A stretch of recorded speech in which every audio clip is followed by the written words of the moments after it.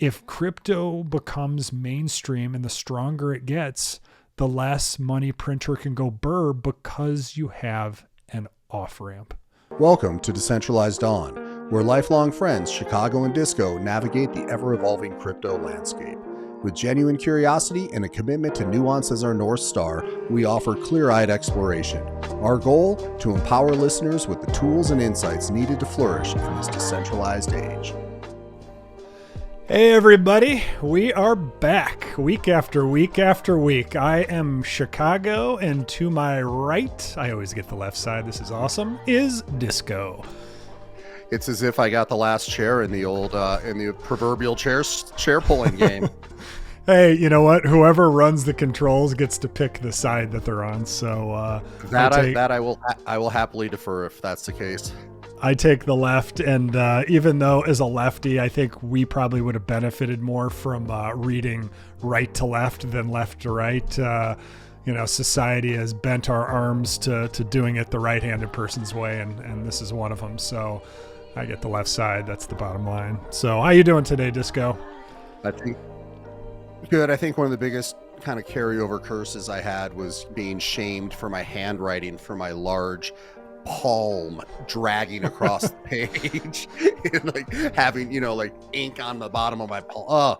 Kids are lucky. Yeah. Kids are so lucky they get to use keyboards these days. I sound like an old man, but I'm serious. Like I hated writing. Well, and remember the erasable pen was invented in the 80s, and all lefties got that and were excited and were quickly like, wow, that's like 8x the smudge. Like literally nothing was left on the paper, it was all in your hand. So at least non-erasable ink, you had most of it there with the smudge. And a lefty too, you always know a lefty, even if there are lines, it always goes down as you go to the right too, because you can't see where you came from. What was the, and I know that you'll probably be able to pull this out of the memory tank, but what were the name of the markers that smelled that we used? Because those were often on my hands as well. Oh, were those scratch and sniffs? No, that was the stickers that you got through the Scholastic Club, and those things were awesome, like grape sniff and root beer sniff, and they were like little like root beer guys, like little cartoon characters. Oh, I bet my spouse would know the name of that. That'll be the whole show you're going to be talking. I'd be like, I'm not listening to you. I need to remember the name of those markers. It's like magic marker. Yes, no. It was obviously they were called magic markers. I wanted to say almost Skechers, but that turned into a shoe brand. So we'll have to do a circle back. I didn't mean to tangent us all already. Yeah, no, thanks. Now you got my brain, like you got the beaver teeth gnawing on the wrong piece of wood. Mr. Sketch, I believe is what they were called. Yeah, you're like, that's it. That's final. Don't think about it. It's Mr. Sketch. Woo! I would have liked to have thought about some of the stuff that was. I would have liked a little escape this week or so with some of the news that was going on. So, God, it was a little, I guess, slightly jarring. I guess was kind of my kind of net on how at least that some of the news coming into the end of last week. Jarring from is anything I do or hold hardware wallet or not safe? Jarring.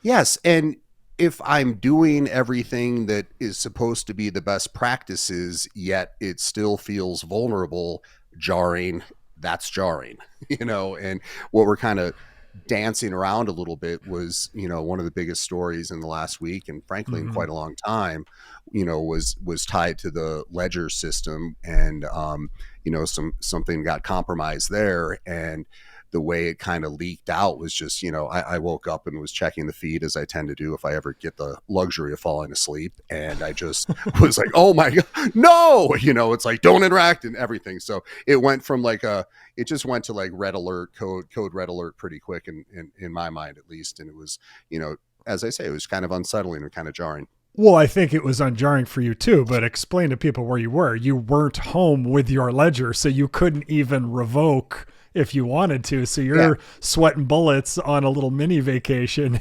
and you're just like, it's all gone. So, I told my wife I'm in crypto and now I've lost it all. Just like half the other people. Yeah, I'm trying to, do the other best practice of occasionally touching grass and getting away. And the second I'm driving up to a place to, have some outdoor recreation, that hits and, I'm 2 hours plus away from, being able to check it. So it was kind of a battle in my mind to like, tune it out and think positively and think everything will work out, which in the end, at least for me, it did. And, Right. but it is kind of an example of, how we are really still, we're still on the front line, so to speak. Yeah, no, well said. So let's jump right in. So our first story, really the conglomerate of stories are the hacks, right? So the first Yeah. and biggest one late last week was the Ledger hack, which, I mean, so many people, like you said, they think they're doing the right thing. They've got your hardware wallet, not your keys, not your crypto. Thank you, Andreas, has been beat into everybody's heads, and yet you're still vulnerable. So let's get into what happened. So Ledger, through their code, which a lot of sites use to be able to connect to Ledger, which is open source software, which you would think would be super safe, wasn't. And some sites like Revoke Cash, which is a little ironic because Revoke Cash is what revokes. It's a genius site that revokes permissions of your different wallets that were sitting out there, like old OpenSea permissions and Uniswap. And, those are the more trustworthy ones, and who knows what you've signed in the last, 6 months to a year that could get exploited. A smart contract could get exploited. And all of a sudden you're like, oh man, I was so careful and I still lost my money. I mean, if that wasn't if that wouldn't be super deflating, I don't know what would be.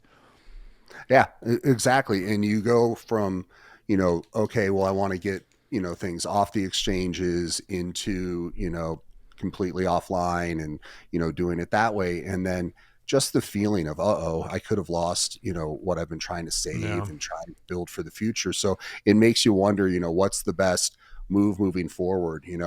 Some of these options become interesting again. I know that even like Coinbase, like I'm a Coinbase One guy, and they say, and I need to look into it more, but they say you get up to $1 million of insurance on your holdings. And I want to make sure I understand exactly, what the fine print and loopholes would be there. But that starts to look a little bit more enticing when you see, a company that's dedicated to security. And you'll probably know this better than I, but at some point in this, it was like, basic operating procedures with old employees not having access to things, but apparently like an old employee was involved or, provided kind of the opportunity for this vulnerability to come to life. Yeah. And it just shows you how loosely things are run. I've got a really good pal, one of my favorite people in the world at Kraken, and their security, every security is first in everything that they do. And they're, because think about it, the more employees you have, the more you have to train each one of them to do best practices, because the social engineering out there is just insane. So this hack basically, it affected a Revoke Cash, which is a big one. Sushi Swap. It affected Phantom. It affected Balancer. I mean, big MetaMask sites. too, right? Was MetaMask affected? I don't use Ledger or MetaMask, and that's all I'm going to say on that. But I have not used those in quite a while. Now, sometimes I may spoof as MetaMask, which probably opens me up to some vulnerabilities, but I actually don't use it because there's been too many warning signs in the last, I don't know, year or two, just like it's just not super safe. So most of these sites, if you interacted with one of these sites at specific times, I believe it was on December 14th, be careful and then, revoke a lot of your stuff. I'm actually going to kind of show folks how to do it. The irony is not lost on me here, but, let me share my screen here for a second. And for those listening, we explain stuff really well, but this is my main hot wallet. So I'm kind of exposing myself here. I'm using Revoke Cash. I'm not connected. I'm not fucking crazy or stupid, but I'm not connected here, but I did put in my wallet address just for everybody here to see. I'm pretty good about stuff, but I've got a hot wallet that I've been using probably for too long, that I just buy and sell stuff. I don't keep anything expensive in there, but I might always have a couple ETH in there. But look at Revoke Cash gave my wallet health a 15. So I'm pretty sure that isn't out of 20. It's out of 100. So like on that clock, it goes, as you can imagine, it doesn't go very far. So yeah, we're sitting, for those who can't see, we're sitting about 230, so to speak, if we're doing the clock and the 15 out of 100. So it's 15 out of 100. My wallet health is a joke. So if you look down, I sorted it by the wallet risk high to low. And if you look in here, most of these are NFTs. If you look, it's important to see whether here or an Ether scan, your total value at risk. The big one you want to look at, obviously, is the dollar amount, which is over to the right there. My dollar risk is 0. These are all contracts that have been done. So my Bulky here, Fiat Lux, like those are worthless. So Lo-Fi, those went to 0. Nuclear Nerds, 0. Wow, I got a really good trade record here. I'm really putting myself. What are you going to buy next? Yeah. What are you investing in next? I need. Hey everybody, have I got the alpha for you? But I swear I do have wins in here. I got a Zuki down here. That was my big win that offset all the losses. Okay. But I got my crazies. I got Matic. I got a bunch in here, but look at how much is open. There's, for those who can't see, there's at least 40 or 50 things I have open. Now, does that mean I have to go and revoke each one? For me, the answer is probably no. I'm probably going to just spin up a new software wallet for my hot wallet. And I think it's good practice for people every once in a while, like get a new plate with your mnemonic seed, get a new hardware wallet, or get a new like 24 seed phrase and a super secret 25th word. Start over. Like there's nothing precluding you from moving your stuff around and being secure every couple of years. And I think as this 15 will indicate, I'm overdue. So I think Revoke Cash in general is a good site. That's why I went there and I wasn't afraid. Obviously I just put my address in. I did not connect my wallet. I'm not signing anything. But they fixed the exploit right away. And the other thing I like about Revoke Cash is they have this exploits tab. So, I mean, look at this. And we're going to talk about all these hacks because I just want to call this like, I don't know if it's hack week or hack month, but look at this. They're very good. So flooring protocol hack, 2 million worth of NFTs has been stolen from NFT fractionalization platform Flooring. That was 3 days ago. That was for 1.8 million stolen before it got fixed. That's 1.8 million that we know about. A bunch of Bored Apes, Pudgy Penguins, and stuff like that. NFTtrader.io got hacked. A bunch of Bored Apes, Mutant Apes, a ton of stuff was stolen. In fact, Yuga stepped up big time, and they were before Fubar came in. I think Quit and Fubar are two of some of the best and most known Solidity coders on on Twitter, but in the Ethereum space. Came in and patched these holes pretty quick. I mean, these guys were lucky. They had the outside guns. They had the real deal come in and help them. But Yuga was going to reimburse these apes that got stolen on this NFT Trader. And NFT Trader is this peer-to-peer network. But I just wanted to show you NFT Trader. Do you see anything about the hack on their homepage? Yeah. I don't see. No, I don't see it. It must be at the bottom here, Disco. Wait. Jumping in my phone. Oh, you know what? I'm sorry. It's in the blog section. Oh, how to create an NFT. So again, note sarcasm. Yeah. NFT Trader, like what? Come on. Step up. Like you got hacked. Fine. You weren't the originator, but like communicate with your people or people. I mean, who would ever use this platform if you can't even communicate with your users? So I just thought that was, that was pretty comical.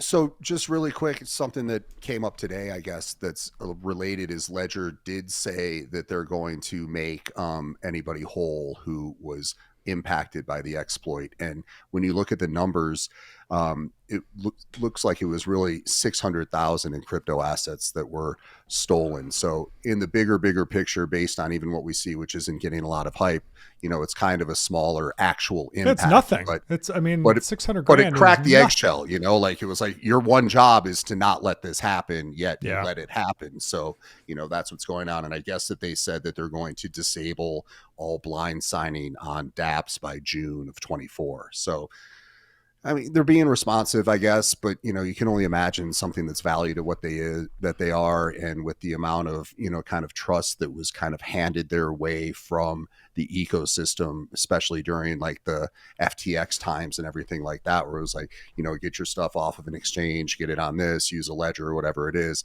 It's a pretty big mud in your eye, so to speak, when you're sitting there like, great, this is what we do, and we didn't do it well enough. So shame on that for happening. Decent response, I suppose, but again, it's not something you ever want to see, a company that's based on security responding to. I think that's ridiculous that NFT market had no indication of what's happening. I mean, where's the transparency that should be so tied to this whole thing?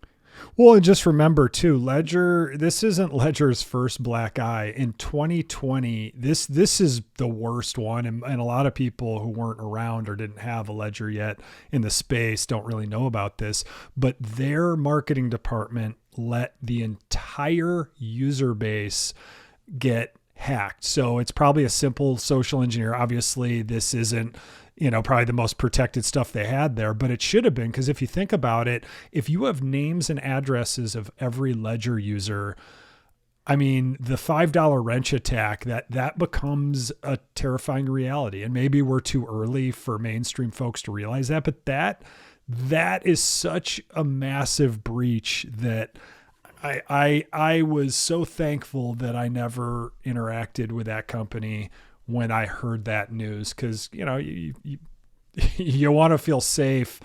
So this summer, Ledger actually had a subscription so that they could access your private keys. Now, it wasn't them just getting your private keys, but basically they said, we're going to split the, kind of a multi-sig. If you want it for $9 a month, we're going to do a multi-sig. We're going to have one piece of it, and two other totally separate companies are going to have the other pieces of it.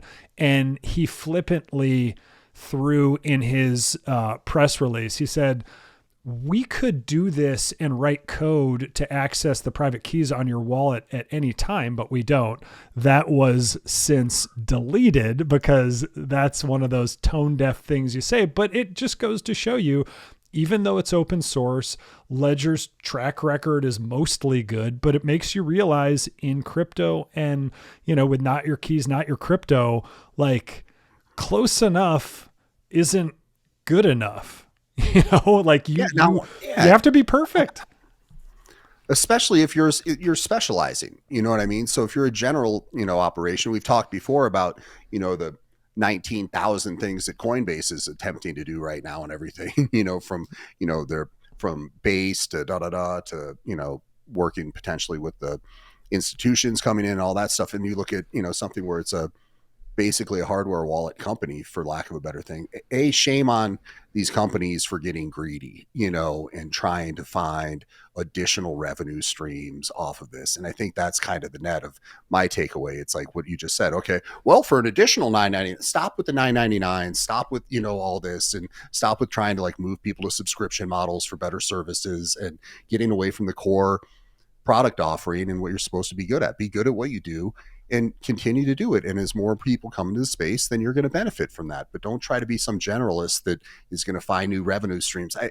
Just with using Ledger, like I get a little turned off just by the amount of things they're trying to, they're like, it's like going into something else. They're like, hey, stake with us here and do this here. And every time you're interacting with something else that increases your potential vulnerabilities. So, it shouldn't be like going and then getting pitched to upsell into their other programs and opportunities. Like, I just think it's somewhat disingenuous.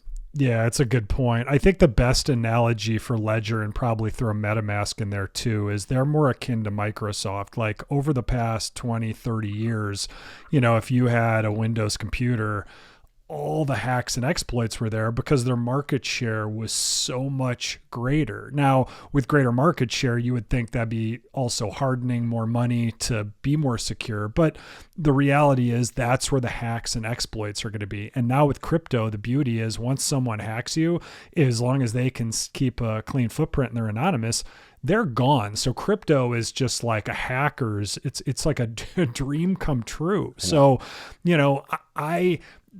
this isn't fully advice, but it kind of is as well. Like when Apple was still small and growing, there was very few exploits on Apple because they simply have such a smaller install base. Now, Apple's always put security front and center too. At least that's kind of the tune that they've always been singing to us. Is it still safer than Microsoft? Yeah, I would argue it is because Microsoft has all these versions, whereas Apple's a siloed garden. That's one of the things of the siloed garden that's actually good for that. But I guess I would take that analogy to crypto.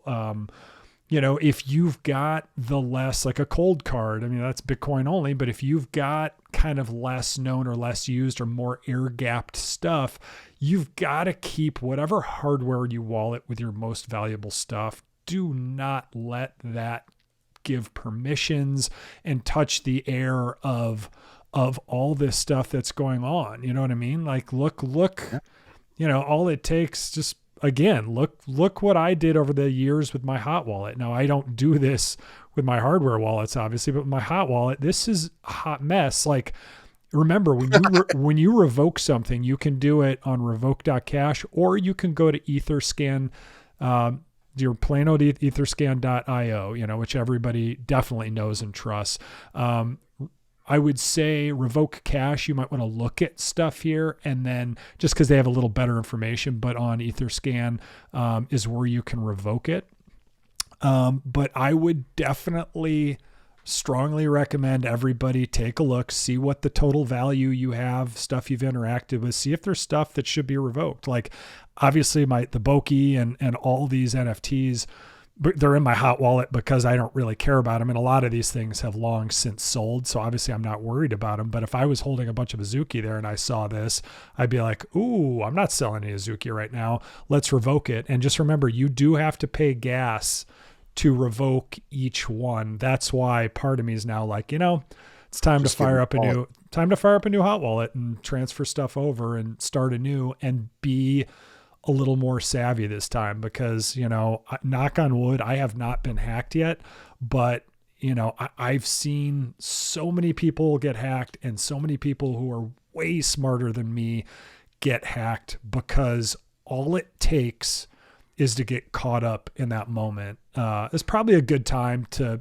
talk about these types of hacks. I would call like, bugs in the code or like, in the hardware or the software or the site, and then you just got pure up malicious people trying to get you to sign stuff. I'd say that's all code related, but there's a whole nother side of getting hacked that people need to realize. And that's getting socially engineered. Like, don't think that if you don't, I have a crypto punk, I've got an Ordinal Punk.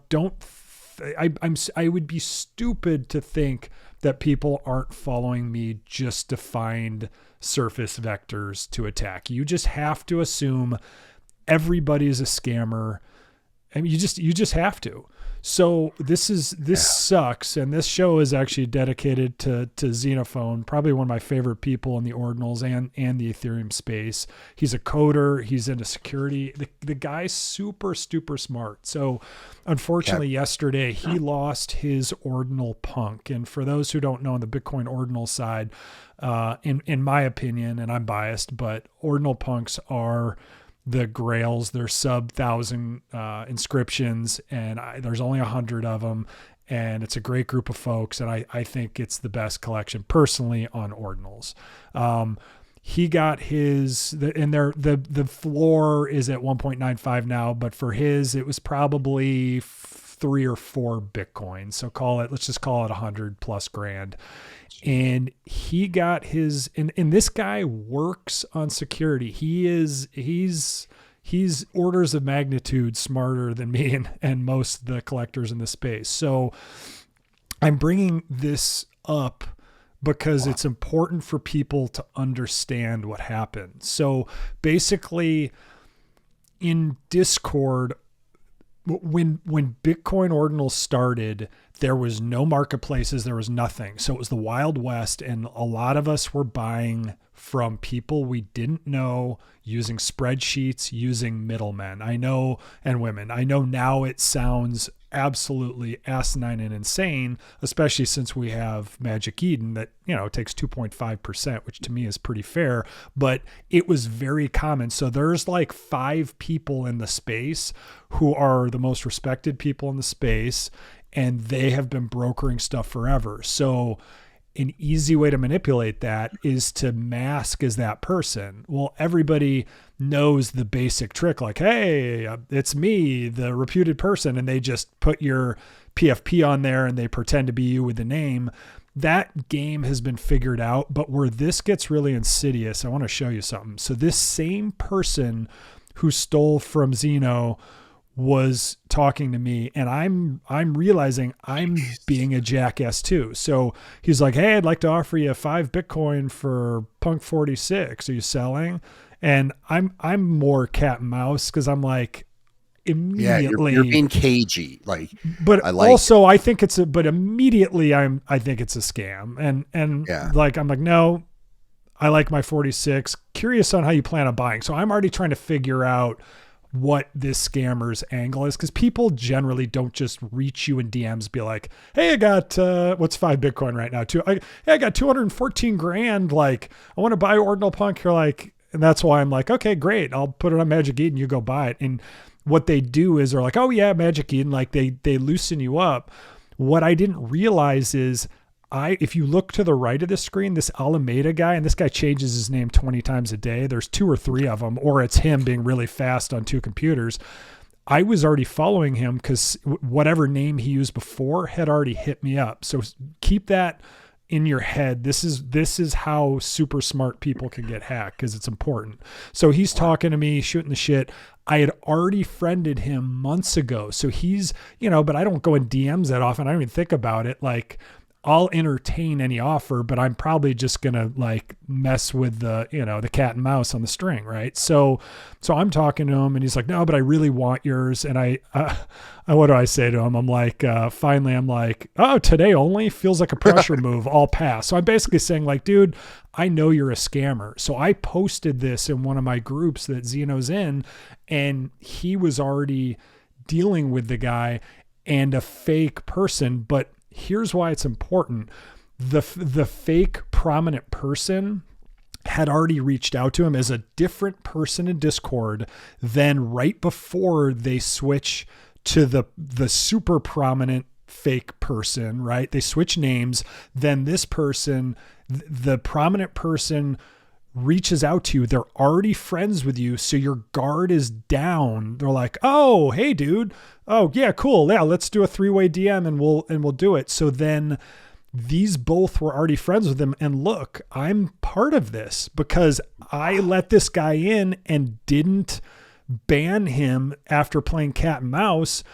If you look on the right there, it says for mutual friends. So a mutual friend is a way to say like, oh, he's cool. Like, oh, Chicago's got knows him. This is the real prominent person. And obviously it wasn't. And there are mutual servers too, right? The big servers, like those are little signals we consciously and subconsciously use to keep your, to get your hackles up or down. So his hackles were down because the prominent guy reached out to him. Again, the person who had just changed their name.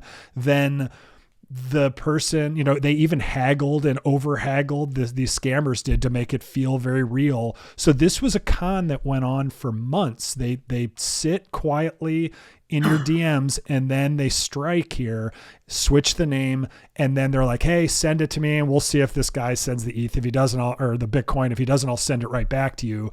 And you're doing 20 other things in the space. You send it to him. And then all of a sudden on our DM, we're all posting, and I'm like, yeah, this guy feels like a scammer. And people are like, dude, be careful. There's a lot of fake prominent guys masking out there. And he's like, yeah, I know. But this was him. And then all of a sudden, I think it just dawned on him, and he sent it. It was like, oh my gosh, I just got taken on the stuff that I protect other people for. And it shows you how smooth these guys are now, how sophisticated they've become. So, the net obviously is, with all of this, keep a hardware wallet and keep your super expensive stuff and your big stashes of Bitcoin or ETH or whatever you have, keep them way off so you can't do this, and it's hard for you to get it, so you have time to slow down and make these decisions. Had that prominent person showed up in our Discord chat, he showed up like 15 minutes later. He's like, oh my God, I am so sorry. I was just out for lunch. Like, the timing was just perfect. They slid in, they kept it smooth. The deal was, the transfer was made, I should say, and the scam was complete. It's just, it breaks. It absolutely breaks your heart. Yeah. So thus far, we've started this show off with, a pretty disheartening sentiment. And I think that the takeaway is, I think you really hit on something that I think is really important for me to work into my day to day. And I think for everybody, which is almost put, hurdles and guardrails in your own structure, because we've all, just gotten, hijacked with, some manipulations on so many things, whether it be, oh, I got to buy this right now. You don't really have to buy many things right that second or do a deal that quickly. And I give you credit for being cagey enough to kind of recognize, what's this urgency of this going down today? Like, and they're going to work in urgency, and you don't really have to act from a position of urgency. You don't have to succumb to someone else's urgency or kind of the community's urgency on anything. The best thing oftentimes, and even from the ledger hack, right? The best thing was to just not interact with your ledger until the thing, kind of cooled off and all that happened. So anytime you feel this urgency, like, oh, yeah, like kind of like, yep. Put another $1 down at the casino or whatever. It's like, you can always walk away.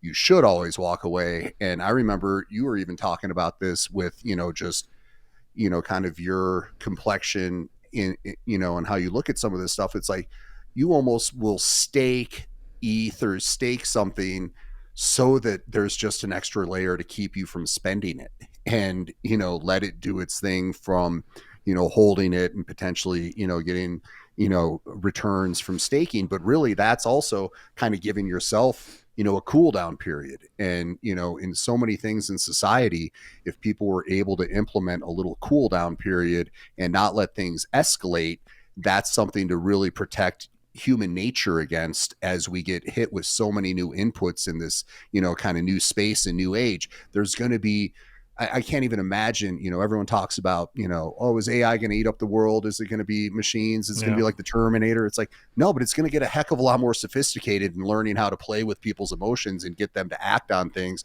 that could potentially be very detrimental. So I'm disgusted.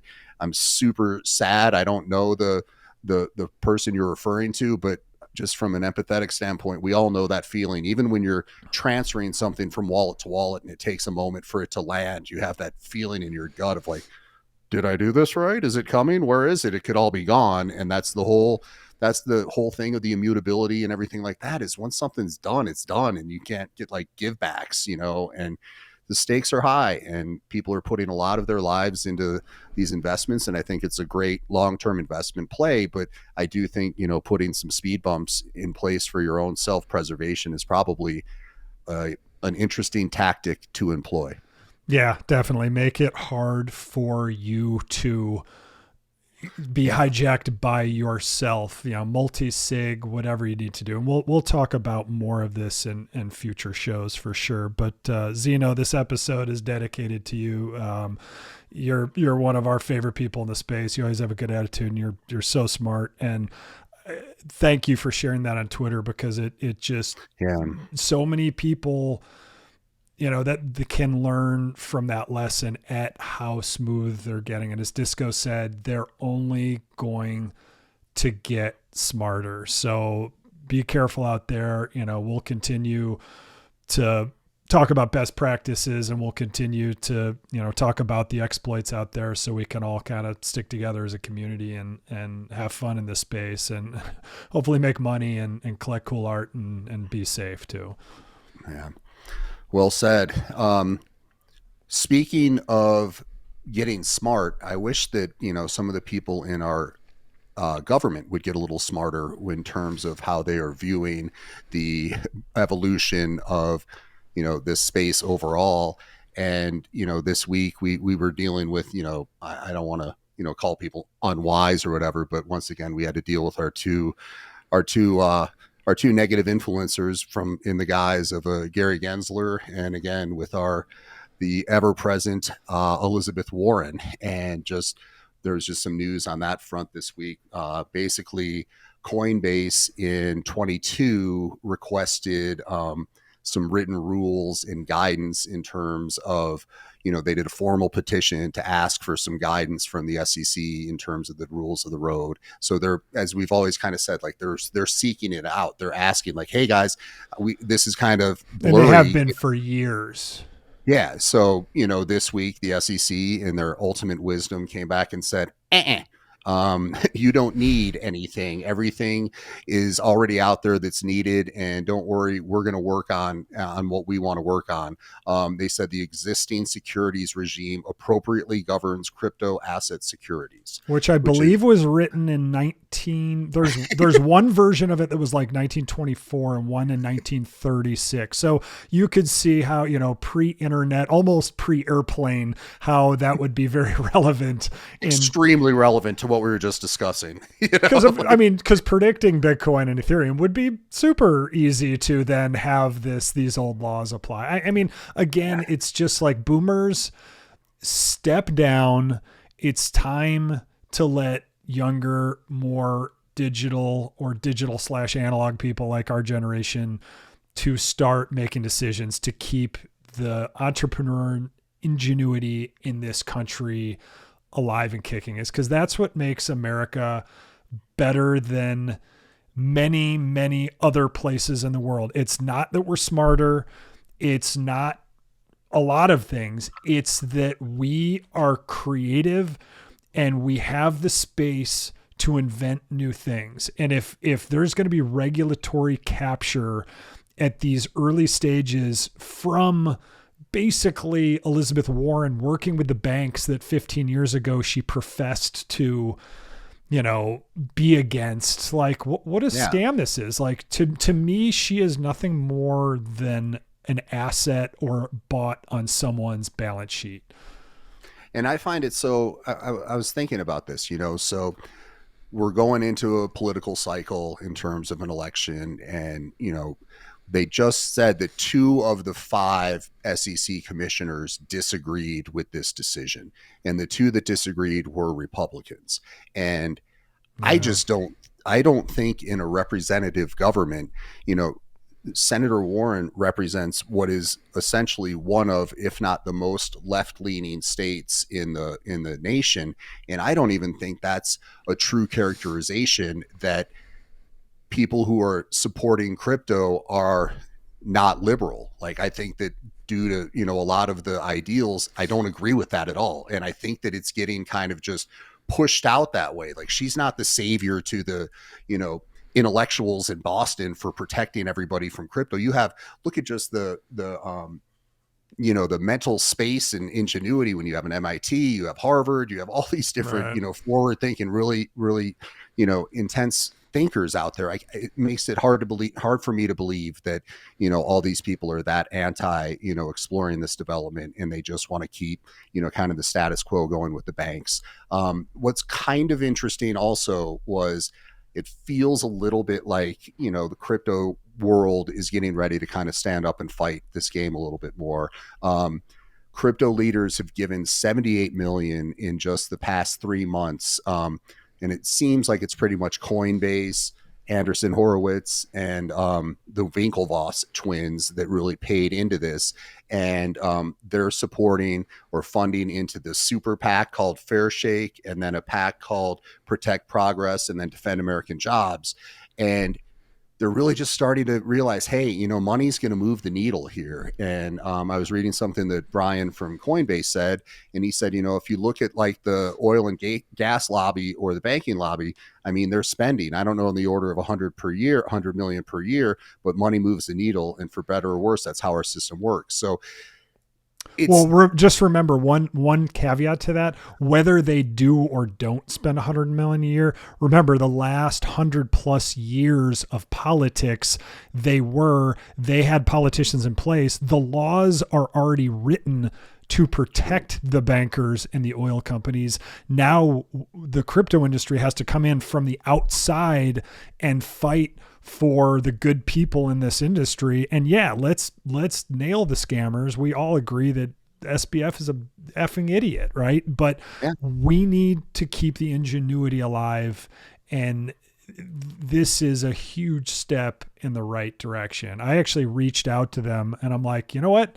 If you're looking for someone in the Midwest, I'll run. I don't know if you're just supporting existing people, but like, let's do this, So I got a little fired up, like, but I would say, I think we should be fired up. Like, yeah.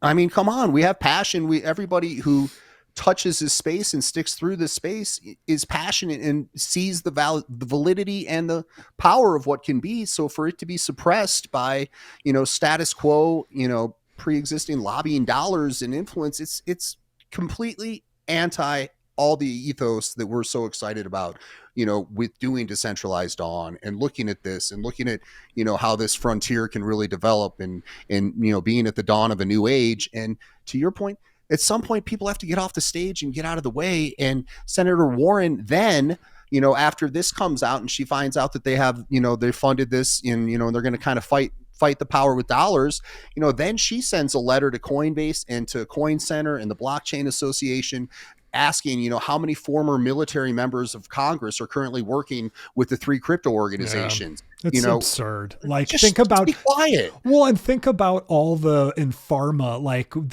from the FDA straight to the, 7-digit pharma exec VP job. We're like, they don't really have me doing anything here. It's like, you already did your job when you were at the FDA. I mean, there's allegedly there's so much border crossing there. I love it how it's so important for you in crypto and banking.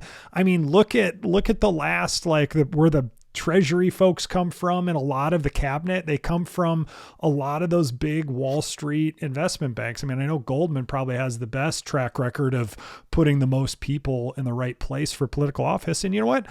I'm not saying that every single aspect that is 100% wrong, but like, you can't cherry pick your battles. Like, that's fine. If someone comes from the government and they believe in crypto and they go work for it, hats off to them. So when I saw that, I was fired up because I feel like Andreessen Horowitz and the Winklevi and Brian Armstrong, I mean, God bless them. They're taking the fight back and they're coming out swinging. And I feel like what it does is it gives the rest of us here, all the other fish swimming in the sea, kind of the courage to be like, yeah, wait, why am I always having to defend crypto from these insane allegations in the New York Times about, what Warren keeps saying about the Hamas funding? And it's already been proven that the number, not that any funding for terrorist organizations is good, but it's so minute. It's less than U.S. cash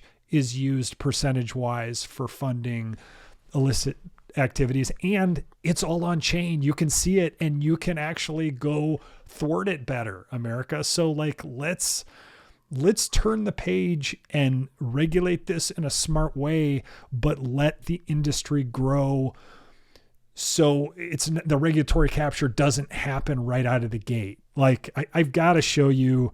Yeah. I was going to say, when we talk about all this, everything comes down to, who has what to lose, right? And who has what to lose? The banks have a lot to lose with the advent of a new, system of monetary, blah, blah, blah, however you want to explain crypto. So they're so in cahoots that they're writing each other's words. It's ridiculous. Please play this because it's going to. Yeah. So this dude works with Elizabeth Warren and they helped write this anti-crypto money laundering bill or whatever they're calling it to make it sound like it's, it's protecting us from crypto. But notice what he says right in the middle about how the banking industry helped them write it. Like they're not even hiding it. The writing's on the wall. So it's cool. And really quick, yeah. For those who can't see, we see a gentleman in front of a United States lectern with a microphone and a suit and tie with the requisite pin of some sort on the right lapel. It's so funny you mentioned that. What's with the pins? Like, does that make you a politician? Like, he's got like the baby blue suit and tie on, and when you hear this guy talk, he stutters halfway through it. I don't even think he knows what he's talking about. I don't even think he believes in what he's saying. He's probably just like, well, Warren's got the power right now, so I'm doing this for the team. So right, let's take a listen. Let's hit the play. Senator Warren and I have authored the Digital Asset Anti-Money Laundering Act that represents a step in the right direction. Again, I think that this is a light touch. The first thing we did is we went to the American Bank Association and said, help us craft this. And I don't know if you saw Senator Warren's hearing with Jamie Dimon yesterday, but Mr. Dimon said basically, in his opinion, crypto is only a tool for criminals. And I think that, again, it's that light touch by the federal government as opposed to a heavy touch as well. That's about all I know about crypto. I mean, you couldn't, it's funny because truth is always stranger than fiction. Like, you can't make this stuff up. Like, that is all on crypto. I mean, it's just, we need more people. We need to galvanize. And again, Armstrong, Andreessen Horowitz, and all of you out there, Coin Center, thank you for taking the fight to them, because this is an awesome country. I love this earth and I love this country. Let's make it, keep the ingenuity, keep the innovation, keep the entrepreneurship. And quite frankly, we wouldn't be here if Bitcoin, Ethereum, and these immutable decentralized blockchains weren't better financial system, not for the banks and the Jamie Dimons, who is also, by the way, Chase is working on all sorts of crypto stuff behind the scenes, as he calls it, like a scam. So it's like he's playing both sides here, and the people are listening to him. But it's a better financial system that spreads out the wealth to the citizens, and it can still be monitored by government, but it's a more immutable system, and it also keeps money printer go burr in check. There's so many bonuses to this. And I think people who get to the root of this are saying that's what's at the issue here. If crypto becomes mainstream and the stronger it gets, the less money printer can go burr because you have an off ramp. I can't get away from the fact, the amount of times he mentioned touching, and I don't know how appropriate, utilizing touching in a lot of messaging is these days. But then that was a weird. He kept referring to light touch, while underneath it said that the bill is to ban all cryptocurrencies in the United States. How is that a light touch? And then the only thing I know about crypto is what the banks told me about crypto. So where's the critical thinking there, as opposed to getting fed, exactly, the talking points from the organizations that have the most to lose by the advent of this technology. Absolutely. Well said, Disco. Okay. Wow. I don't think we've gotten that hot and bothered in a while. It's good. It's like it feels good, because it's the first time I felt like, because they're going on the offensive and speaking their truths with this lobby and just bring it back to Washington, it emboldens us to do the same as well in our lives. And obviously we want to follow the truth, and we want, we don't want people to get scammed either. But if it's not regulated in 2020s, 2023, 2024, like in this modern era, then what are you doing? Yeah, it's I don't really understand. It's a weird time to really look at it, because another piece of news came out that yesterday BlackRock met with the NASDAQ as well as the SEC to discuss the Bitcoin ETF. So you have Warren and her people talking about banning it, yet the other part of the engine is meeting to facilitate being able to offer ways to invest and make this become an actual, kind of potential mainstream entity. And so it's like the front of the stage doesn't know what's happening backstage. And, for your point with Diamond, it's like, they've talked about the potential and alleged, but you're talking about potential market manipulation of, having someone in charge of the biggest bank in the country say, oh, crypto's bad. Whereas in the back end, that may just lead to a dip that then they're buying the dip, for the future. So it's just it's this whole age we're in right now. And I think that blockchain makes more sense every second of the day when you start seeing this need for transparency, because right now the ability with more AI coming into play, with more sophistication for, manipulation and tricking people and fooling people and stealing from people to be, just upfront with it.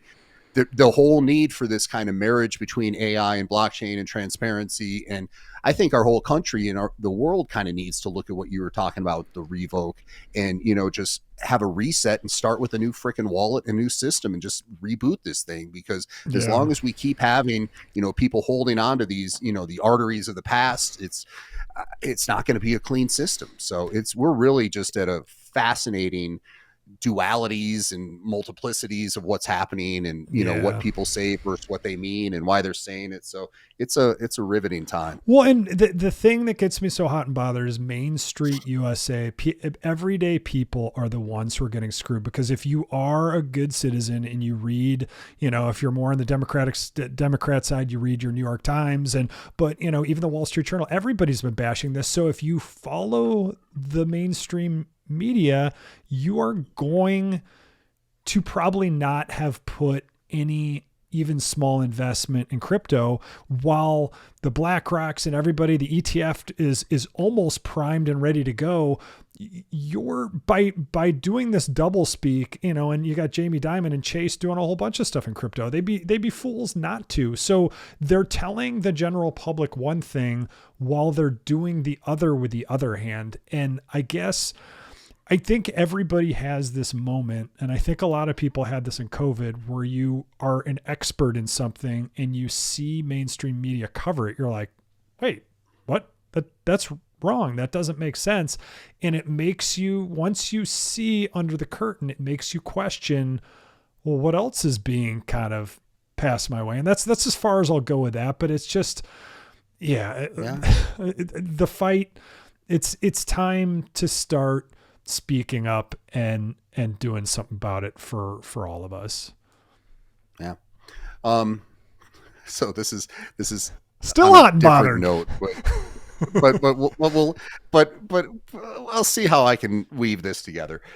If you've been listening over the past, handful of episodes, once we've kind of gone more from a weekly format, you've probably, heard us and our, kind of express our consternation to a degree about trying to understand how much of hype on X Twitter is influencer driven or, VC driven or whatever it may be. And, we've talked a lot about, kind of these are the things we believe in. I don't know if this other stuff's just hype or not, but, right when we logged on to do this show, Solana made a pretty big jump in terms of, a legitimate market capitalization move where it flipped XRP. So, you can say, oh, is it just hype or is it just this or that? You have to look at it critically and say, you know what, there is something happening, because this is moving up the ranks, and there's obviously needs to be some validity behind that to see these things actually come to light. Yeah. So on the screen here, for those who aren't watching, Solana is now the number 5 most valuable cryptocurrency by market cap. It is now at $34 billion. 923,448,833. I probably could have rounded that to 35 billion, Disco, but I didn't. I like hearing the fine print. And it's changing every minute what it is. But Solana flipped XRP. What's it now? Yeah, and I knew you were leading into this, so I have a confession to make. So I have been racking my brain, and you've been hearing it on this show. Is Solana worth investing in? And what our conclusions to this point have been that the hype train on Twitter, on crypto Twitter especially, has far exceeded the use case or value that Solana should be. And I think I still stand by that, but I guess it's an itch that I keep scratching, and it's something that I keep researching each week, because I'm like, I am always happy to look at my mistakes. Like, what am I missing? What am I missing? What am I missing? And I don't know if I'm missing anything, but I will say that I saw some arguments. There's kind of a new narrative coming around right now, and it's kind of like now Bitcoin and Solana are beating up on ETH. Like, I don't know if anyone's noticed, but ETH has been crabbing.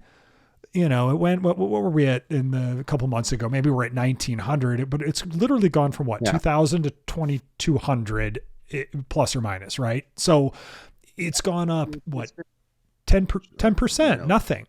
Yeah, absolutely nothing. So, Solana in that time, what is it? If it just passed, it's at 81. So Solana has 4x'd in 3 months. The hype is definitely there. You got all these bonk coins. You got all this stuff that, remember, they have, it was basically a code chain copy of Ethereum. They have the playbook from Ethereum. Now, Solana runs way different. Obviously, it's all about hardware and speed of transaction. And I'm not saying a big light bulb went off in my head, but I will say a little one did. And I was saving up for another validator for ETH, and I put that money yesterday morning. So I'm kind of happy from yesterday morning to today, but I put it into Solana because I'm like, what's the quickest way for me to get another validator? I'm like, you know what? I just saw on Google that the Solana search volume has like 3x'd in the last couple of months. So all the hype is going there. And I think the one thing that has resonated with me, it was a couple Bitcoiners I respect and Ordinals folks. They're basically saying, look, Bitcoin wins on pure decentralization and just hardened network and money and purely immutable. Solana wins on speed and cost of transactions. They're cheaper. And I'm like, but who cares about transactions? But then I started kind of testing my own thoughts against myself. Like, I don't pay attention to if gas fees are like 20 or 30 bucks, and I'm not snobby, I've just had ETH for a while. I just don't to me, it's just the cost of doing business and it's the value of the chain. And I still believe that. But if I put myself in the mind of a brand new person coming in, and obviously these chains are getting attention right now because we all feel the bull coming, new people are coming in, and they're going, a lot of them, to Solana. I mean, it's just right here. I mean, look at this. So this is Crypto Slam. This is, let's go last 30 days. Last 30 days, blockchain by NFT sales volume. And remember, Bitcoin has all their BRC20 tokens baked in there. So that one is exceptionally high. Only a portion of those are BRC, but Bitcoin's making a huge run here.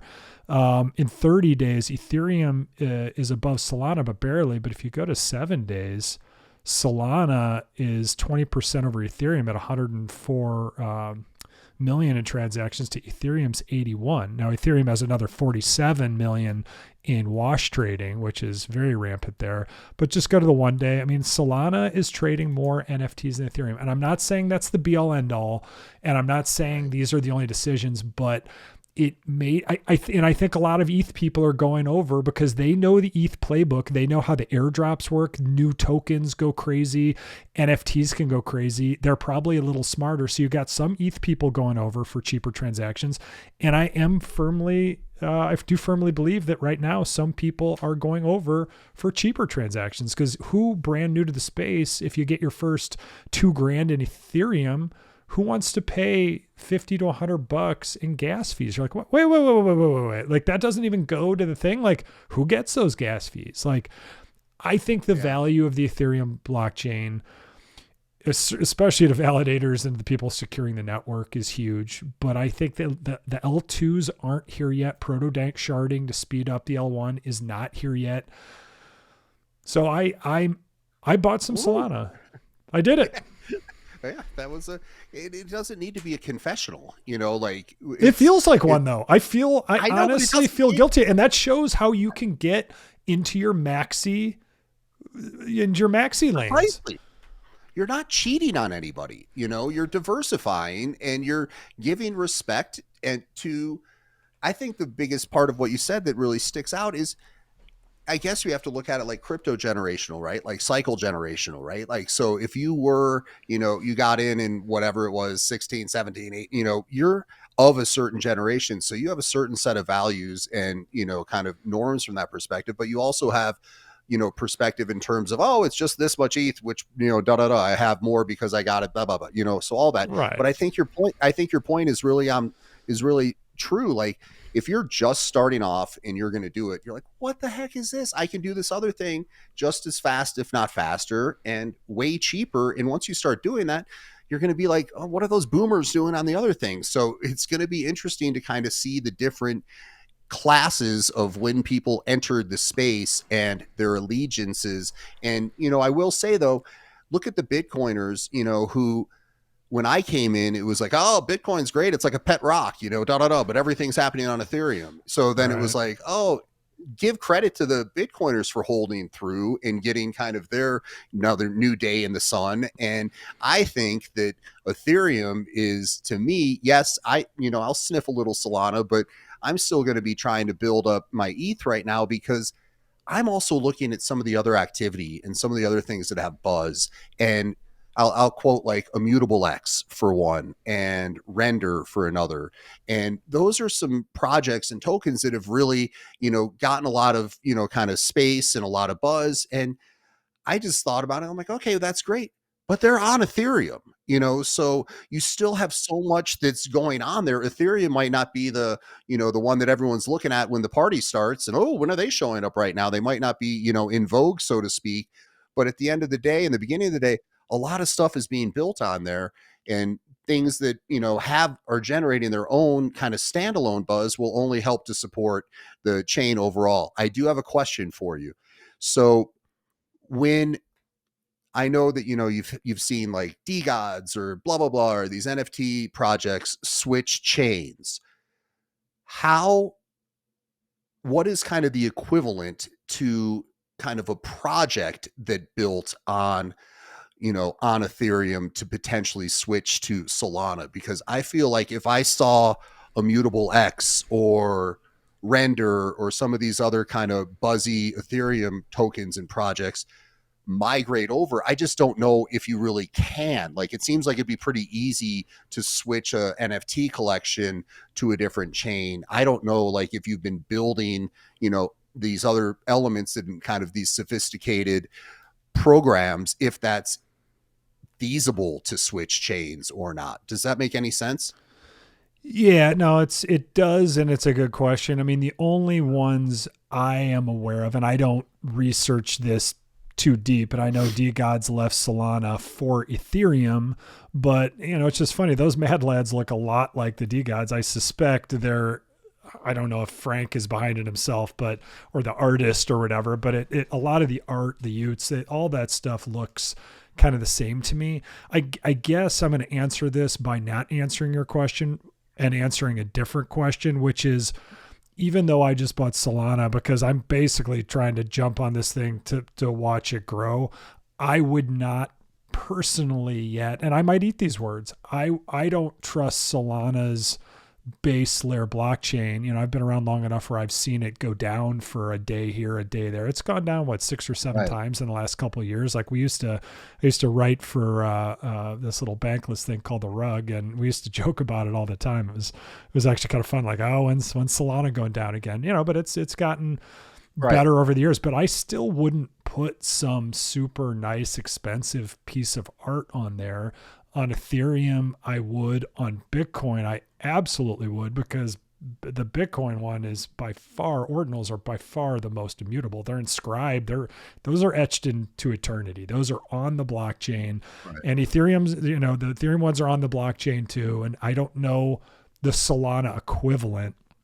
I will say, interestingly though, Quit, who is, we mentioned him before, one of the better and more prominent ETH Solidity coders, actually was poking around in Solana code, and he was like, where is everything? Like, how do you do stuff? And someone responded to him. They're like, well, a lot of it you just kind of plug into what's already been done and just kind of tweak there. And I am grossly oversimplifying this, but the point is like, don't forget that Ethereum is way more decentralized. Not only is it on Solidity, but it's actually, Ethereum was written from the ground up in a couple languages for security. And I there's 3 of them, I think. It's Solidity, Go, and I can't remember the other one, but I mean it was built with decentralization in mind at first. When one of the most prominent ETH developers is like, and granted, he's probably just starting to poke around because it's getting so much buzz and it's 4x'd, but when he's like, hey, where is everything? Like, how do I actually like turn the banner at the top green? How do I make a handshake here for this transaction? They're like, oh, just use the script, use the API. And to me, it just, again, this is preliminary thoughts, but Solana still feels very centralized. I suspect the foundation is trying to make a lot of deals, create a lot of buzz. They're getting on all the shows. They're renting mind space in all of our heads right now. And look, I bought yesterday, and you know what? From yesterday to today, I'm up, and tomorrow it might cut in half again. I'm definitely not abandoning ETH as my, if I had to rank them, I'm going to put myself in the spot here. I think I would go Bitcoin, ETH. Then if I had to pick a third right now, I think it would be Solana, or maybe OP layer 2 on the Ethereum stack. And again, this is just my opinion, and at this moment could change tomorrow. But so just interesting things to think about. As much hype as Solana is getting, I also know I'm jumping on a bandwagon, because I know with this ETF coming out, for whatever reason, we know why Bitcoin's getting all the pump, but so is Solana. It's almost like it skipped ETH. I'm still a little baffled why, but the strongest argument I can see at this point are the gas costs.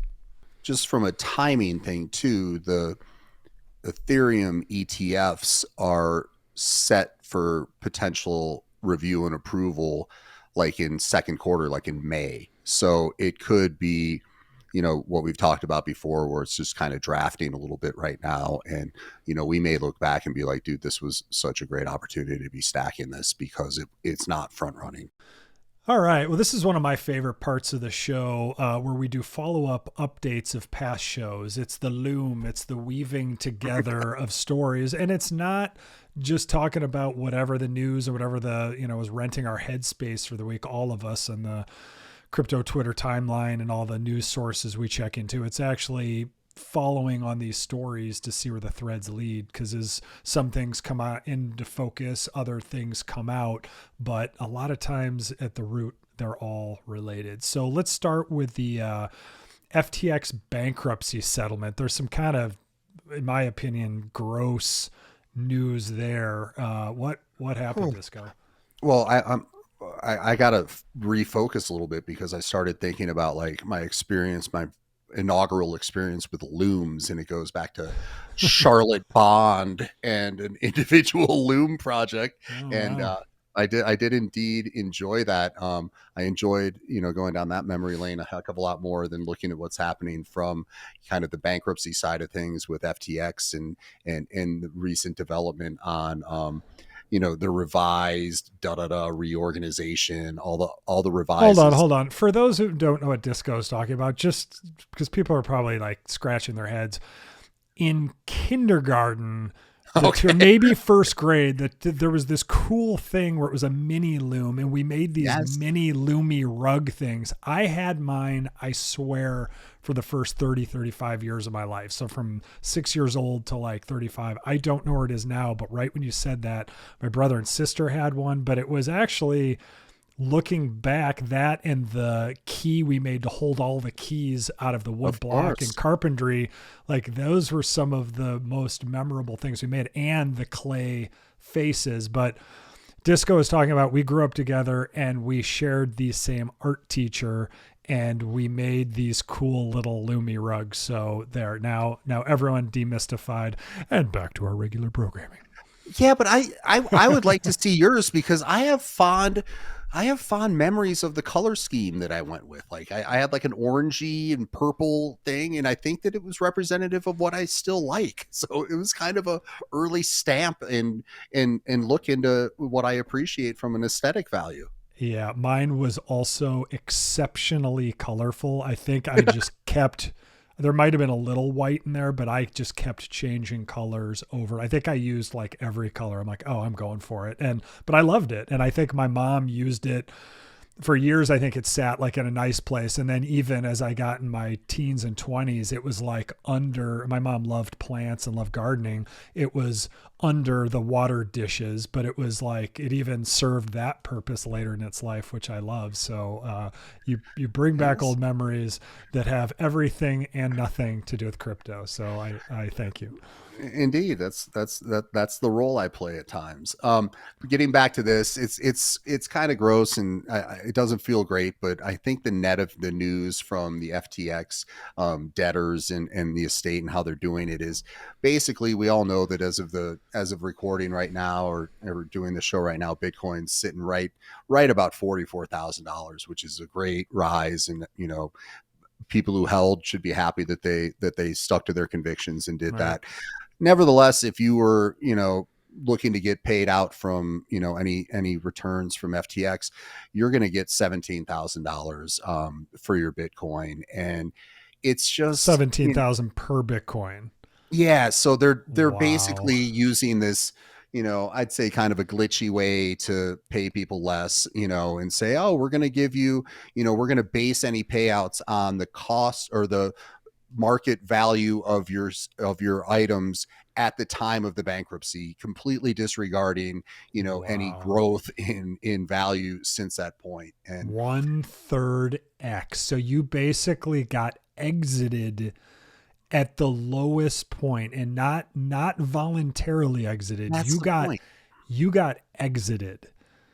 And you were forced to hold. You couldn't use those for, you couldn't repurpose those funds for something else. You're locked and loaded and stuck with it, and you're not going to get any benefit from, the increase in valuation. And to make it a little disco centric, it makes me, get a little worried about if this is just going to be the new trend on the bankruptcies and the bailouts, because as we talked about in a previous episode, I have some funds that are, locked into the earn program, and they're going through, their settlement with, another bankruptcy and everything like that. And it would really bum me out, because I had, allocations of Bitcoin as well as Solana. And I've kind of always still thought of those as elements of my portfolio and looked at them from a current market value, and it's going to really sting, if my Bitcoin's at that. My only thought is Solana could have been, at that point, at the current price, if not a little higher, but it's just a shoddy way to treat people. And it's just, it makes you want to take a shower when you see that, people play these games. Well, and it makes you ask the question, so somebody is getting that upside, because that Bitcoin, that Solana at, it sounds like you're saying this was so long ago. Actually, Solana was in the 70s or 80s. It could have been. Yeah. I have to. Okay. So it wasn't in the 20s. You're saying it wasn't a four bagger. So I really wonder, is it the lawyers? Is it FTX? Remember, they're trying to like rebrand themselves, which everyone's like, you're dead. Yeah. Like I honestly, if there was an FTX t-shirt rebranded, I would probably buy it purely for the irony. I mean, what an absolute joke. So are they using that for their own coffers, or is someone benefiting from that? Like that seems so egregious to me that you don't keep the asset, that it's like your car got stolen and then they give it to you with a tire. Yeah. Yeah. And you get 2 tires, but you don't have the engine. Like, thanks. Yeah. It just makes absolutely no sense. Or you have like a 1966 limited edition Shelby Cobra, 1 of 1. And they're like, let's see, a Mustang. Here you go. Here's $29,000 with depreciation. You're like, no, like it just, yeah. I'll be curious to see. So you're worried that, from the Gemini company, this earn thing that got all messed up with the DCG finance, right? And that's all getting worked out. You're just like, oh God, now my expectations are they're going to give it to me. It's like they're going to pick whether, I think they're just going to give a percent of the cash equivalent of the assets at the time that they got locked. Which is what, and I don't think if you're doing it that way, you're not giving the asset that you owned, is what's really bugging me. So if you're getting, I would think that from reading this, you would end up getting like $17,000 for the Bitcoin. You wouldn't even get that percent of a Bitcoin. So it becomes not crypto. It becomes a cash settlement. And then I think you then would have to go and rebuy assets if you wanted to mirror what you had before. So which is a taxable event. Yeah, it's just, dude, it's a disaster up and down the road. Like, it's plus just or minus. Like, I never told you, because if if Earn actually worked, you put ETH in, you staked it, and Solana put it in, staked it, and then got it out. You by moving it to a different place, there's no taxable event there. Now it's in a cash. That's like the worst thing that could possibly happen. That's what I'm saying. So yeah, it just gets worse, and good luck on a rebrand, guys. If you're going to, you're going to show your colors there once again, in terms of who you really care about. But that was kind of a story that wasn't too fun to follow or to see. Moving on, other stories that are pretty freaking interesting. And I guess I'll lead more with the newest part of this, but the Eigenlayer has been popping up. It's Eigenlayer. Just say it. Just say Eigenlayer. Eigenlayer, fine. It's Eigenlayer. When I see, you've called it something different like 4 weeks in a row now. Yeah, because when I see 2 vowels leading off a word, I get confused as to which is prominent. Let me see. EIGEN. I mean, it could only be Eigen or Eigen, but it's a hard G. How are you gonna go Eigen? We're not in Sweden. I might go Eigen. I have a proclivity for Swiss elements. I don't know. I can lean that way. Believe me, I do well with the Swiss. All right, fine, Eigen. All right, nevertheless, what is Eigenlayer? Basically, it's an opportunity for people to do restaking, and what happened was they came out and they had limits in terms of how much it could take and where you can. Now I'm just looking at the spelling, driving myself nuts with it up there. But they basically they had a cap of X amount of Ether. They raised that cap a couple of days ago, and they moved it from 120,000 ETH to 500,000 ETH, and just like that, per person. Per account? No, for the whole thing. Oh, so they have a total TVL cap. Okay, got it. Yeah, and now the cap is, due to the increase in the cap, it went up to having over 900 million in the old pool. So, oh my gosh, it's ridiculous. It's just, it's so much. And, we were talking earlier about, the narrative of where's Ethereum in this whole party. This is essentially another way to stake and restake Ethereum. So to me, if you're going to have that much upscale or that much people jumping in and getting involved, I don't think this narrative that, Ethereum's fallen apart is valid. And I don't mean to keep going back to, hey, kids, get off my lawn. But when you kind of look at this is a kind of an example of there's a significant interest in figuring out how to, do regular staking, restaking, liquid staking, all these things, but they're fundamentally around Ethereum. So I think it's an interesting story from that perspective. Yeah, just in case we have a new person though, restaking is so we've talked about Lido, Rocket Pool, right? And those are the main liquid stakers for Ethereum, but you could be a solo staker too. So that's what I'm, a solo staker. So I stake my Ethereum and I get of the transactions in Ethereum that happen out there, I get a percentage of that based on how many stakers are out there. So that is called staking, and that's what secures the network. I validate the transactions and I get ETH back from securing it over time, right? So think about that as like a long-term annuity.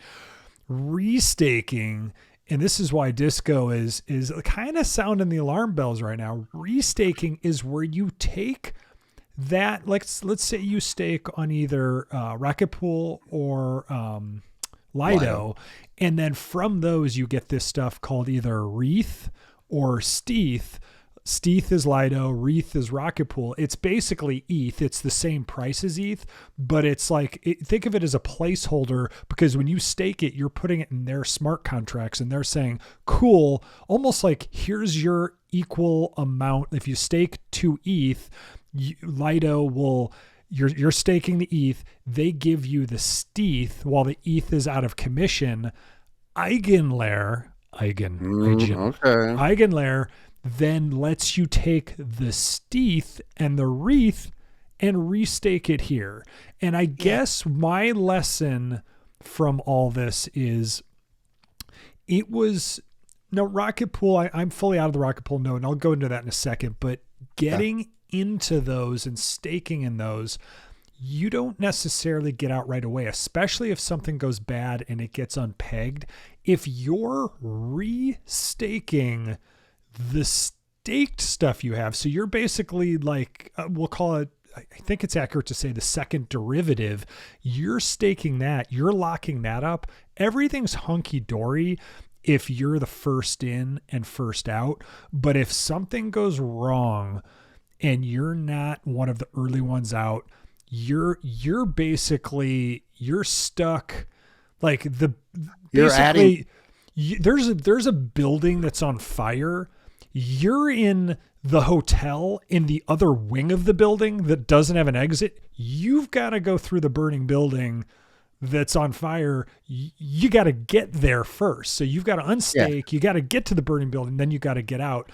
Remember, these protocols have these little, what Lido's was called the bucket list. It was a cute little name, but if something gets unpegged, they reserve the right to slow down panics. So think about Eigenlayer on that second level of they slow you down. Then you've got to get you're back of the line. So I'm sure it's like adding an additional extremely long corridor to get out of the potential burning building. You're just adding another tunnel that you have to claw through in the event of a panic situation.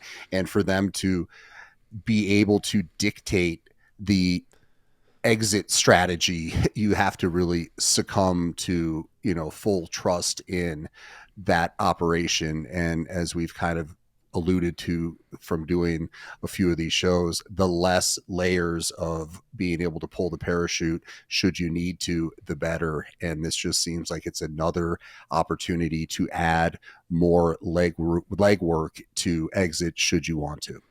Right. So here's all the things you can restake. Again, the Rocket Pool, the Lido, Coinbase staked Ether. I mean, it's basically all the big ones here. So I guess, Disco, you and I probably come out more on the conservative side. I mean, we heard Bankless talking about it, and they're like, it's getting, a bull market's coming.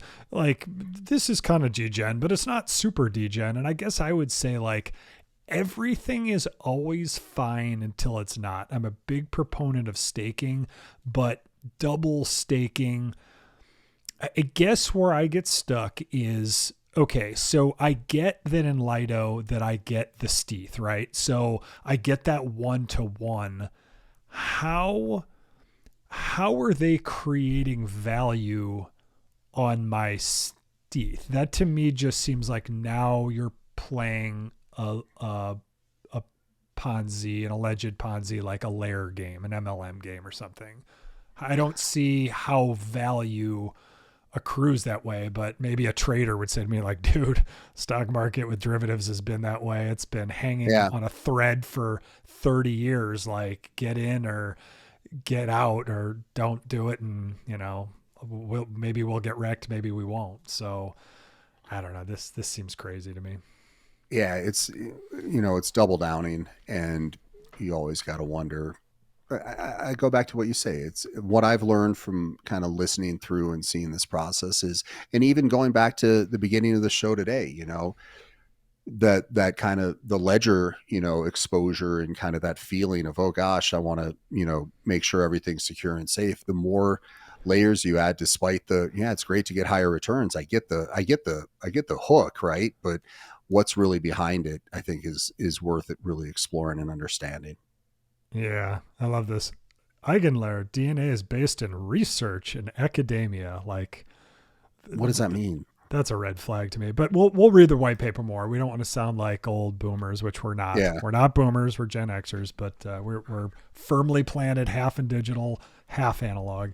So we got the best of all worlds. But this, again, I've been burned enough. We talked about hacks and stuff like that. Like, I definitely want to make money, but I think one lesson I've learned over all these years is, if I had done nothing but buy my original Bitcoin and ETH and never even dollar cost averaged in again, I would be wealthier, at least in crypto terms, than I am today. I don't regret any of the trades, but I would be wealthier. So the more these games are played, it works really well early until there's a hiccup in the system. And then the beauty of blockchain and EVM and these systems is they clean themselves up efficiently, even if there's a stagnation. Like, it doesn't just, like Gemini and the whole earn thing. It doesn't just say like, oh, your money's locked out, you go to bankruptcy. That's a human problem. These are, coding and smart contract problems. They work themselves out. You just might not be happy with how it shakes out for you. Yeah. Click on the white paper. Okay. Where is it? Oh yeah. Third one down. Yeah, I got it. You want to start reading that? Yeah. Oh, oh, interesting. So for all those listening, I just clicked on for the white paper for Eigenlayer. Oops, that page doesn't exist or is private. And then they're like, here's some popular pages. It's like, here's a popular page. Buy restake with Eigenlayer. So yeah, I thought that again, was and I don't want to sound like you said, get off my lawn. I'd be like, dude, I'm the guy who mows your lawn. Be like, oh, and then stay on my lawn for the necessary amount of time. We don't want to be those people, but I just, again, like, keep it simple, stake, spread your risk out, dollar cost average in, and don't go over your skis with a lot of stuff. And if you want to tinker with this, do it. Come on the show and tell us why it's the greatest thing ever. But to me, this feels like kind of a derivative degen play. Yeah, shades of I feel shades of Terra to a degree. Yeah, and I don't did I mention this, Disco? I think I slightly did, but I finally am fully exited from my Rocket Pool pool. It was a fun test, but running a DApp node NUC, Rocket Pool and DApp node, those two don't play nice together. When the Rocket Pool folks, when I finally got a couple answers out of them to finally be able to I got all the ETH out, kind of no problem, but unstaking the actual rocket pool was a pain.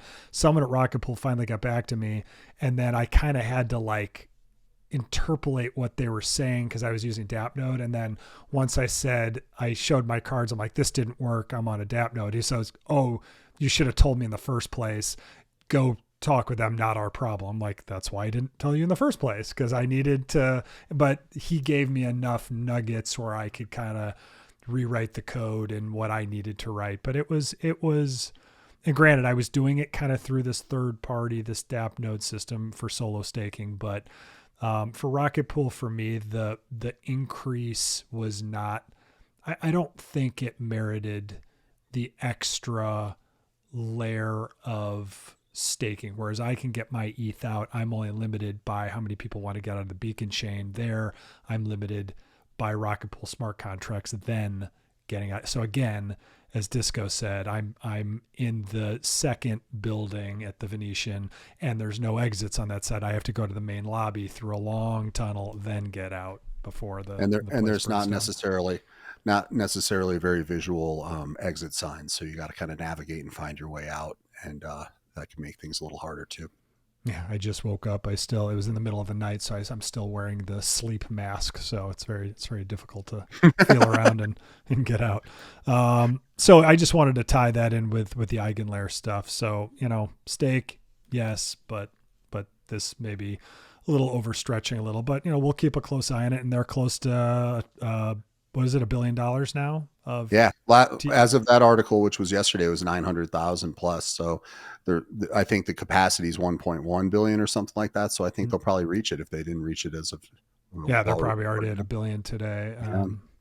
So, all right, cool. And then our final story. Yeah, the last thing we're going to touch on, and this was just to kind of have another take on, what's been, seamless, endless amounts of takes on what's going to happen with the ETF one way or the other. And I just hadn't heard this before, but somebody came out with this that said, don't ignore what could potentially happen to the exchanges with the approval of a Bitcoin ETF, meaning if people are able to just buy into Bitcoin via the ETF, what could that potentially do to the amount of transactions on exchanges? So if you don't have to go to the exchange, what are they going to do for the revenue that they would normally get from people purchasing Bitcoin directly? So it's just kind of an interesting, we're looking at all this, from kind of a, before and after, where things are, and right. Kind of a fundamental change. And I just hadn't thought of it that way, where if people are able to just purchase via the ETF and they can get in and out and do whatever they want that way, could that potentially lead to a heck of a lot of less retail and other folks, paying rates to be able to purchase directly on the Coinbases of the world? So it's just, you hear all these different, scenarios of how things will shake out. Some people say that it's baked in with the approval. Some people say, no, you're wrong. It's going to, jump to 1 million in 10 days, or it's going to jump to 100,000. Again, it's all just, kind of pulling it out of the back because there's no historical framework aside from when the gold ETF happened. But I'm sorry, the gold ETF isn't the same thing. We're not in the same market. You don't have this many people that have already developed their own kind of understanding of how to operate retailly with this new asset, which you didn't have with gold necessarily. Right. So we're in a whole different, kind of. So you think it could possibly be way bigger? Because remember, gold was always an accepted form of currency too. So that they didn't have that roadblock to get over, but obviously there's a demand here for cryptocurrencies. I think the other point is, how long is it going to take for some of these institutions to be able to move fast enough? Because remember, the other thing that we haven't really even talked about, but Michael Saylor pointed it out, but it was in the news last week. It kind of went under the radar. The way accounting is done for corporations, Bitcoin as a treasury item on a balance sheet, I believe is going to be like the full amount now. I'm not an accountant, but before it was not as advantageous. And I guess Saylor said that was one of the two massive things before bigger corporations started dabbling with putting that in their treasury. So that timing of those two could be insanely fortuitous, but this might be, it wouldn't be the worst thing in the world if this was a slow motion success where we're like, wow, like all these institutions are just like going through all the regulation, and we're like scoop. And then all in 2024, we're like scoop. Just keep scooping Bitcoin or down the tree to Ethereum or Solana or whatever to prepare for the next one. But I don't know. We should end it there because nobody knows. You know what I mean? And it's all just, it's talking head stuff. It's narrative talk. It's flip, right. Oh, they had a meeting, what does that mean? Well, that means, and then, so it kind of just feeds to the fire. But I do say that, as we sit down, the first couple weeks of the new year, at least we have something pretty interesting to pay attention to. And, we've been kind of sitting in this. I kind of liken it to, before the merge, everything was like, oh, well, is the merge going to happen? Is it going to work? And, and then it kind of went, and it didn't really, have this massive impact on, price or anything like that. It was kind of just smoothly went. It just worked. Everyone's like, oh, cool, it worked. Like, yeah, it's like, oh, they changed Y2K, be like, oh, January 1st, 2000. Like, oh, exactly. I'll see it work on Monday.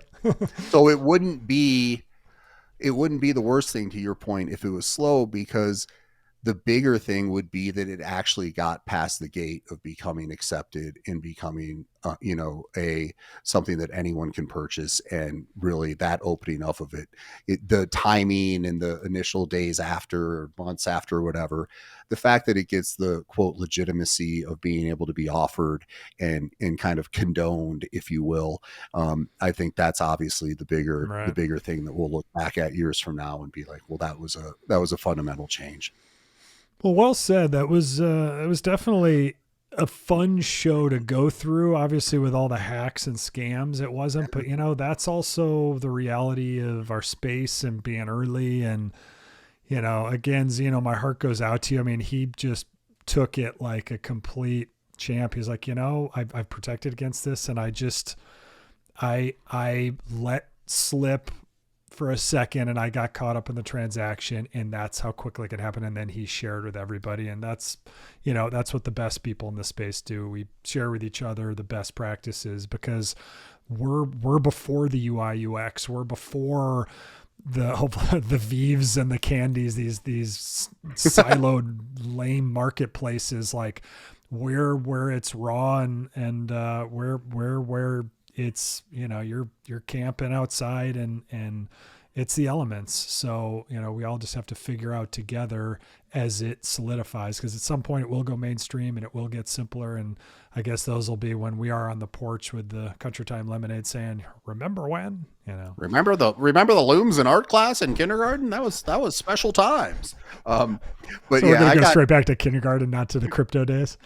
Yeah. But I have nothing but respect for, sharing the story and the vulnerability and, kind of for the greater good, kind of putting your hubris aside and sharing what happened, because just hearing that story and walking through it today has left an impact on me. And I really do think that my takeaway really is that I'm going to make sure that I put in a couple speed bumps on all the different things that I can get into, just so that you don't get caught up into these, these multi-layered emotional scams and plays that people are out there. It's unsettling for sure, but kudos for the strength to share and making the community better overall.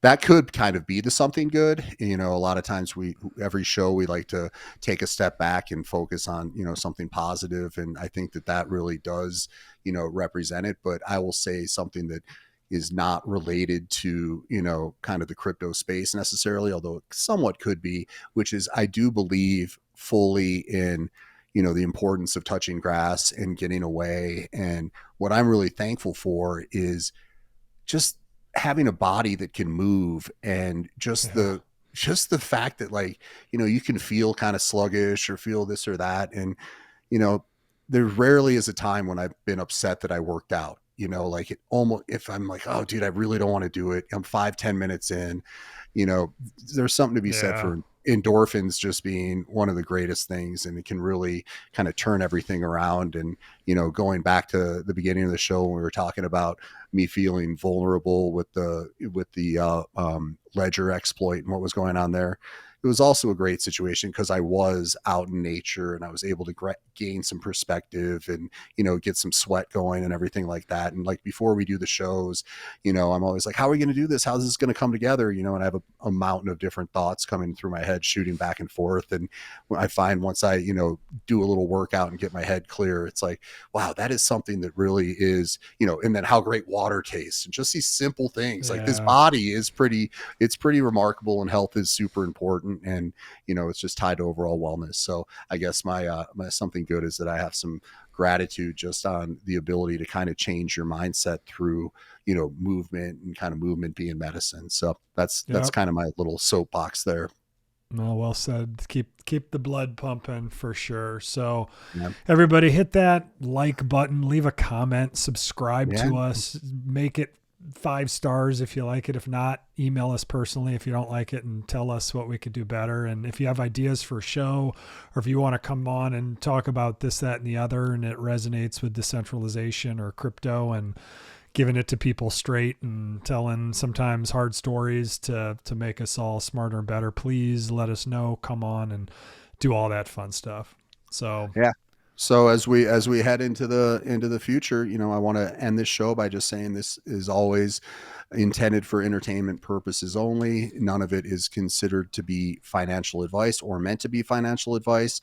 As we talked about multiple times in this show, where it's important to put some guardrails in place to protect yourself from making decisions that may not be in the best interest of you, outside of that moment, and, getting over your skis. So just play smart, play safe, and make sure that you take care of yourself and do your own research. Well said. Take care, everybody. Goodbye, guys.